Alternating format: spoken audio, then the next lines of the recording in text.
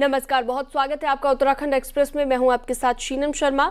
चारधाम यात्रा में लोगों का हुजूम उमड़ रहा है और गंगोत्री और यमुनोत्री में दिक्कत ज्यादा है। गंगोत्री और यमुनोत्री हाईवे पर कई बार जाम की वजह से यात्रियों को परेशानी का सामना करना पड़ सकता है और भीड़ ज्यादा होने पर जाम से निपटने के लिए प्रशासन ने गेट सिस्टम भी लागू किया है। इसके तहत एक बार में एक तरफ की गाड़ियों को निकाला जा रहा है, जिससे यमुनोत्री और गंगोत्री में भीड़ तो नियंत्रण में है, लेकिन श्रद्धालुओं को धाम तक पहुंचाने में थोड़ा सा ज्यादा इंतजार करना पड़ रहा है।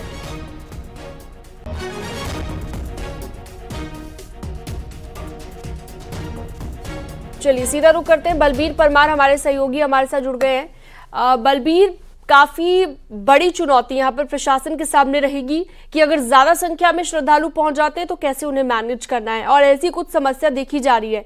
थोड़ा थोड़ी करके गाड़ियों को आगे भेजा जा रहा है ताकि ये दिक्कत ना हो। किस तरह से मैनेज कर रहा है प्रशासन? बिल्कुल, पिछले अगर 5 दिन की हम बात करें तो बड़ी संख्या में श्रद्धालु गंगोत्री और यमुनोत्री धाम की तरफ रुख किए हुए हैं। 1,07,000 से ज्यादा यात्री दोनों धामों में दर्शन कर चुके हैं, तो दिखाता है कि यात्री बड़ी संख्या में दोनों ही धामों की तरफ रुख किए हुए हैं, जिसके चलते जो प्रशासन है, जो पुलिस है, उन्हें खासी मशक्कत करनी पड़ रही है और जो यात्री है उन्हें घंटों जाम में अपना दिन बिताना पड़ रहा है और जो उनका शेड्यूल है पूरी तरह से बिगड़ रहा है। हमने देखा कि कल भी जो यात्री थे प्रदर्शन करते नजर आए, कहीं ना कहीं नाराजगी थी, पर जिसको देखते हैं जिलाधिकारी उत्तरकाशी है, उन्होंने जो व्यवस्थाएं, अतिरिक्त व्यवस्थाएं बनाई है, खासकर जहां पे जाम की स्थिति है, जहां पे गेट सिस्टम लागू किया गया है, वहां पे भोजन की व्यवस्था निःशुल्क यात्रियों के लिए बनाई गई है। इसके अलावा धामों में भी व्यवस्था बनाई गई है ताकि जो यात्री है जब वहां पहुंचे तो जो दर्शन है वो ढंग से कर पाए। पर जो गेट सिस्टम लागू किया है, जगह जगह जिस तरह से गेट सिस्टम बनाया गया है, उससे यात्रियों को परेशानी हो रही है और कुछ अधिकारी ऐसे हैं जो अभी भी ऑफिसों में डटे हुए हैं, ग्राउंड जीरो पे नहीं दिख रहे हैं। कुछ अधिकारी अच्छा काम कर रहे हैं, खासकर अगर हम यमुनोत्री धाम की बात करें तो जो वहां पे एसडीएम है लगातार जानकी चट्टी और यमुनोत्री धाम का रुख किए हुए हैं और हालात को काबू करते नजर आ रहे हो। इसी तरह से अगर हम गंगोत्री धाम की बात करें तो यहाँ पे जो व्यवस्था कुछ अधिकारियों के जिम्मे सौंपी गई है, खासकर भोजन पानी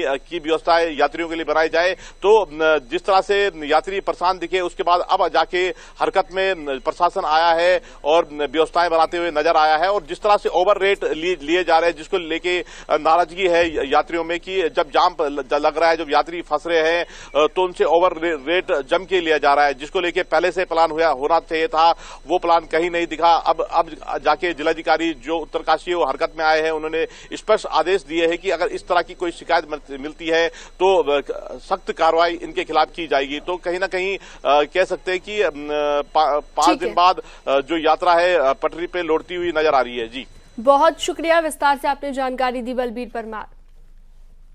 आगे बढ़ते कैबिनेट मंत्री सतपाल महाराज ने केदारनाथ और बद्रीनाथ धाम के दर्शन किए। महाराज ने पहले केदारनाथ और फिर बद्रीनाथ में यात्रियों की व्यवस्थाओं को देखा। बद्रीनाथ में साकेत चौराहा पर पंडा समाज, तीर्थ पुरोहित और ब्रह्म कपाल तीर्थपुरी समाज ने उनका पुरजोर विरोध किया। सभी ने मांग की है कि बद्रीनाथ धाम में जो दुकानें तोड़ी गई हैं उसी जगह पर अस्थायी दुकानें बनाई जाएं। साथ ही 3 नंबर गेट पर जो टीन की दीवारें बनाई गई हैं उनको हटाया जाए। इतना ही नहीं, प्रदर्शनकारियों ने मांग की है कि मास्टर प्लान के तहत जिनके घर तोड़े गए हैं उनके रहने की व्यवस्था की जाए। सतपाल महाराज ने कहा कि जल्द ही सभी दिक्कतें दूर कर दी जाएंगी। 7 दिन के अंदर हमारी समस्या का समाधान नहीं होता है, कैसा होगा? 7 दिन। चारधाम यात्रा में यात्रियों का सैलाब उमड़ा है। प्रशासन के लिए सबसे ज्यादा चुनौती उत्तरकाशी जिले में है, जहां पर घंटों जाम लग रहा है, यात्री परेशान हो रहे हैं। तो बद्रीनाथ में मंदिर समिति की वीआईपी दर्शन करने की व्यवस्था का विरोध किया जा रहा है। मंगलवार को बद्रीनाथ पहुंचे पर्यटन मंत्री सतपाल महाराज को भी विरोध का सामना करना पड़ा। उनका कहना है कि 2 से 4 दिन में व्यवस्था ठीक हो जाएगी। उत्तरकाशी जिले में बॉर्डर रोड ऑर्गेनाइजेशन यानी कि बीआरओ की सड़कों पर मलबा बिखरा हुआ है, जिसे हटाने के लिए रक्षा राज्य मंत्री अजय भट्ट से उन्होंने बातचीत की है ताकि जाम की स्थिति न बने। अगर 7 दिन के अंदर हमारी समस्या का समाधान नहीं होता है, कैसा होगा? 7 दिन पर्यटन मंत्री सतपाल महाराज, जिनके ऊपर एक बड़ी जिम्मेदारी इस यात्रा को सफल बनाने की है, सर जिस तरह 4 दिन की स्थिति का आकलन आपने कैसे किया? नहीं, मेरा आकलन ये है कि जो पंजीकृत जो यात्री थे वो तो जाना ही उनको था। एडमिनिस्ट्रेशन को ये देखना चाहिए था कि पंजीकृत यात्री प्लस जो लोकल लोग जो डोली वोली लेके जा रहे हैं तो कितनी भीड़ का हम वहां पर व्यवस्था कर सकते हैं, ये उनको कैरिंग कैपेसिटी का आकलन करना चाहिए था। अब आपको पता है कि हर आदमी चाहता है कि पट खुले तो मैं पहुंचूं, तो इस प्रकार से थोड़ी भीड़ बढ़ती है, पर वो नॉर्मलाइज हो जाती है। 2-4 दिन के बाद वो नॉर्मल हो जाती है और वो हो जाएगी, मैं समझता हूं। कोई ऐसी बड़ी दिक्कत की बात नहीं है।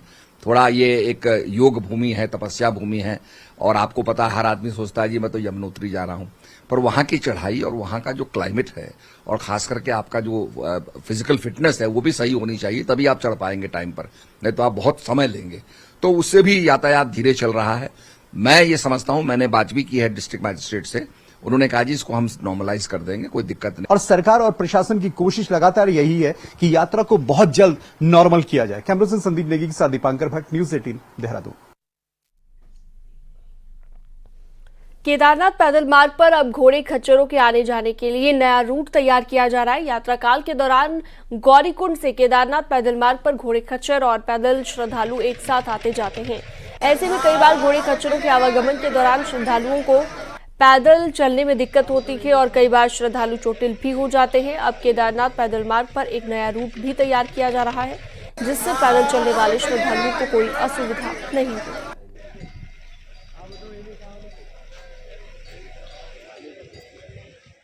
ये यात्रा अगर रश होगी तो ज़्यादा संख्या में घोड़े खच्चर तो लगेंगे ही और हम लोगों को थोड़ी असुविधा तो होगी। आप जैसे जानते होंगे कि अभी घोड़े खच्चर के लिए एक अलग ही पूर्ण रूप से एक पैदल मार्ग बनाने का कार्य चल रहा है। उम्मीद है कि वो अगले यात्रा तक होगा, लेकिन तब तक हम लोगों को ये समस्या रहेगी।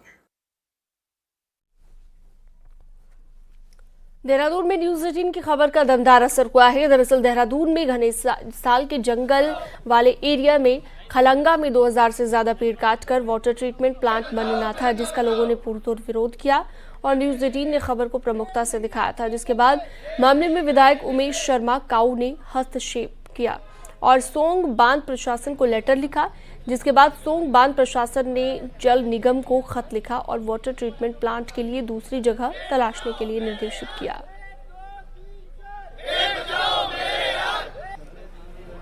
और चलिए इस पर ज्यादा जानकारी के लिए भारती सकलानी देहरादून से हमारी सहयोगी जुड़ गई हैं। भारती, लगातार ये समस्या आ रही थी, लोग भी इसका पुरजोर विरोध कर रहे थे वाटर ट्रीटमेंट बनाने को लेकर। अभी क्या स्थिति है, क्या लेटेस्ट अपडेट खबर को लेकर?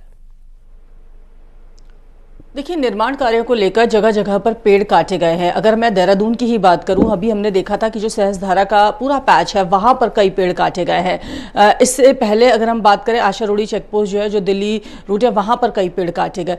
लेकिन अब ये जो मामला था खलंगा में वाटर ट्रीटमेंट प्लांट के लिए जो पेड़ काटे जाने थे, इसको लेकर विरोध के सुर लगातार उठ रहे थे और वहां पर तकरीबन 2000 पेड़ ऐसे चिन्हित किए गए थे जिनको काटा जाना था।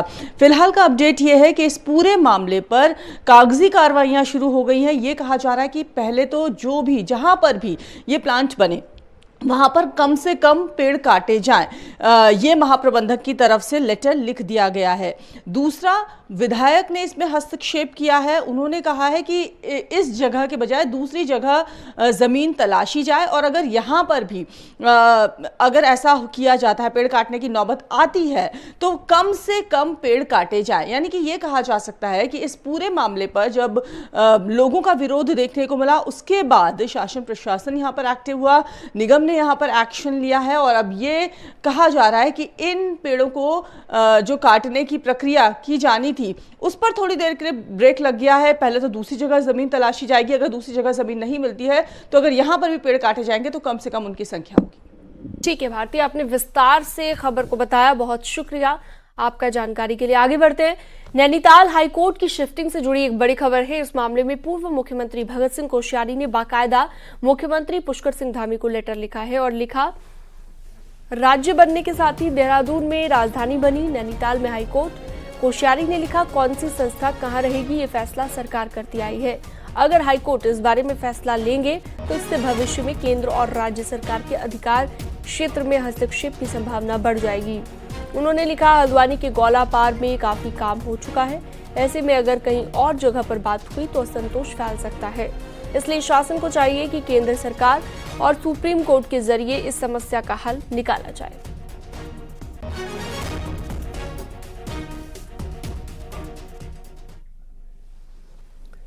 पंजाब के आनंद साहिब सीट से बीजेपी प्रत्याशी सुभाष शर्मा के लिए सीएम पुष्कर सिंह धामी भी पहुंचे और सीएम धामी ने एक रोड शो निकाला, जिसमें हजारों की भीड़ उमड़ी। सीएम धामी ने लोगों से बीजेपी प्रत्याशी को जिताने की अपील की। मुख्यमंत्री धामी लगातार अन्य राज्यों में बीजेपी के लिए प्रचार कर रहे हैं और जनसभाओं के साथ साथ रोड शो भी कर रहे हैं।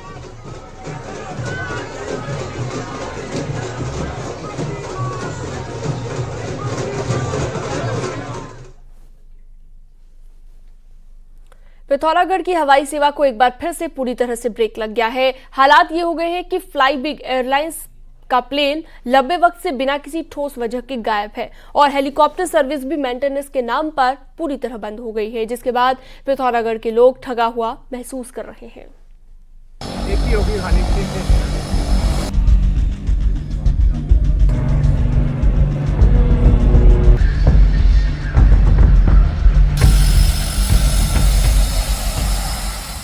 लोकसभा चुनाव से ठीक पहले 29 फरवरी को पिथौरागढ़ से देहरादून के लिए हवाई सेवा का आगाज हुआ था। कुछ दिनों बाद ही पंतनगर को भी हवाई सेवा से जोड़ा गया था। फ्लाई बिग एयरलाइंस की ये हवाई सेवा कुछ समय तक तो ठीक ठाक चली, लेकिन 1 मई से पंतनगर और देहरादून के लिए उड़ान पूरी तरह से बंद है। पहले तो एयरलाइंस ने जंगलों में धधकती आग को वजह बताते हुए हवाई सेवा पर रोक लगाई थी, लेकिन आग थमने और धुंध छटने के बाद भी प्लेन उड़ान नहीं भर पाया है। हवाई सेवा में लगे ब्रेक की वजह से विपक्ष को भी बैठे बिठाए मुद्दा हाथ लग गया है। ऐसे ही कह रहे थे, डबल इंजन की सरकार है, ये सिर्फ पिथौरागढ़ की जनता को छलने का काम कर रही है। इन्होंने चुनाव के टाइम पे हेली सेवा शुरू की और ये सिर्फ चुनावी हेली सेवा थी। आज आप देख रहे हैं कि जो सपना यहाँ के लोगों का था उसके साथ इन्होंने खिलवाड़ किया। प्लेन के बाद कुमाऊं की हेली सर्विस भी इन दिनों बंद हो गई है। असल में मार्च में हल्द्वानी से पिथौरागढ़, मुंशियारी और चंपावत के लिए हेली सर्विस शुरू हुई थी, लेकिन मेंटेनेंस को वजह बताते हुए तीनों स्टेशनों की हेली सर्विस को 20 जून तक बंद कर दिया गया है।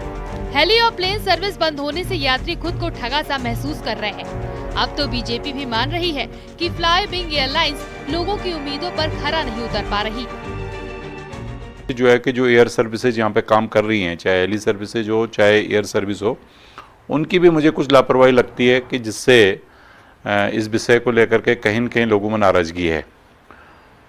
इस संबंध में हम बहुत जल्दी जो है माननीय मुख्यमंत्री जी से वार्ता कर रहे हैं। इतना ही नहीं, पिथौरागढ़ से दिल्ली के लिए हवाई सेवा का उद्घाटन भी हुए 2 महीने हो गए हैं। बावजूद इसके प्लेन कब उड़ेगा कोई बताने की स्थिति में नहीं है। टूरिस्ट सीजन शुरू होने के साथ ही हवाई सेवा का हवाई होना पर्यटन कारोबार पर भी भारी पड़ रहा है। हवाई सेवा शुरू होने पर जिन लोगों ने सजाए थे वे भी अब टूटते नजर आ रहे हैं। न्यूज़ 18 के लिए पिथौरागढ़ से विजय वर्धन उप्रेती की रिपोर्ट।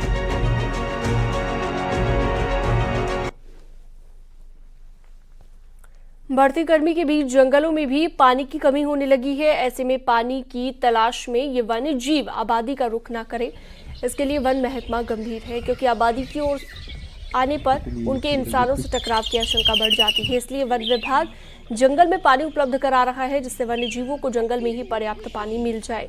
इसके लिए विभाग ने वाटर होल बनाए हुए हैं।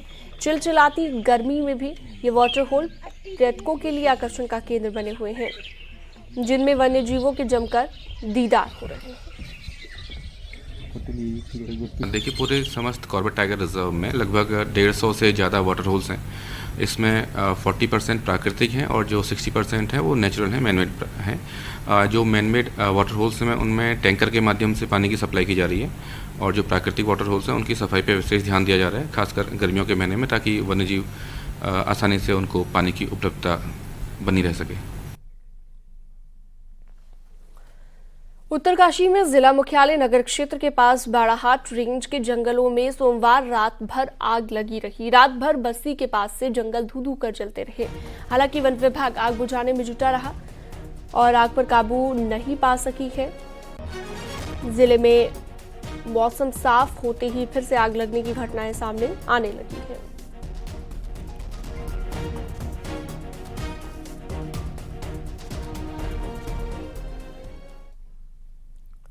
पौड़ी में जंगलों की आग का मुख्य कारण चीड़ के पेड़ की सूखी पत्तियां यानी कि पिरूल है। पिरूल के साथ ही बांज की पत्तियों को वन विभाग इकट्ठा कर अब खाद बनाने के लिए इस्तेमाल कर रहा है, जिसे सड़कों से वन विभाग की टीम इकट्ठा कर वन विभाग की नर्सरी तक पहुंचा रही है। सड़कों के इर्द गिर्द पड़ी हुई पिरूल और बांज की पत्तियां समय पर साफ होंगी तो वनाग्नि की घटनाओं पर भी काफी हद तक रोक लगेगी। साथ ही वन विभाग की नर्सरी में इन पत्तियों से खाद भी बनकर तैयार हो जाएगी। फेंसिंग करके उसकी नेट की फेंसिंग करके उसके अंदर जो है इन पत्तों को जब इकट्ठा करी है तो उठा के जो है उसके अंदर जो है कि जिससे कि जैविक खाद बने और ये हमारे को नर्सरी तैयार करने के लिए बहुत अच्छी खाद होगी और जिससे कि मतलब जो है उसमें जंगल में जब हमारे पहुंच जाएंगे तो वो स्वस्थ रहेंगे।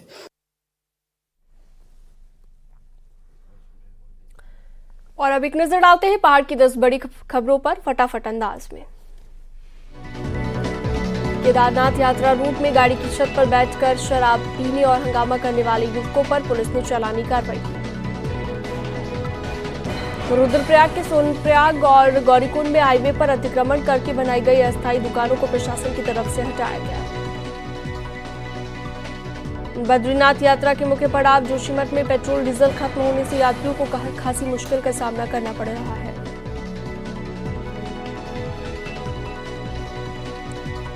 चारधाम यात्रा की सुविधाओं को देखते हुए विकासनगर के हरबतपुर में बने बस अड्डे को यात्रियों से जोड़ने के लिए तैयार कर लिया गया है। कोटद्वार में एक शराब कारोबारी पर दिन दहाड़े गोली चलाने वाले को पुलिस ने गिरफ्तार कर लिया है, साथ ही हथियार भी जब्त कर लिया गया है। पौड़ी के जंगलों में एक बार फिर से आग लगने की घटनाएं सामने आ रही हैं, जिसमें एनडीआरएफ की टीम ने कड़ी मशक्कत के बाद आग पर काबू पाया। नैनीताल में जल संस्थान ऑफिस के बाहर पार्क हुई गाड़ियों को विभाग ने तत्काल हटाने के लिए कहा।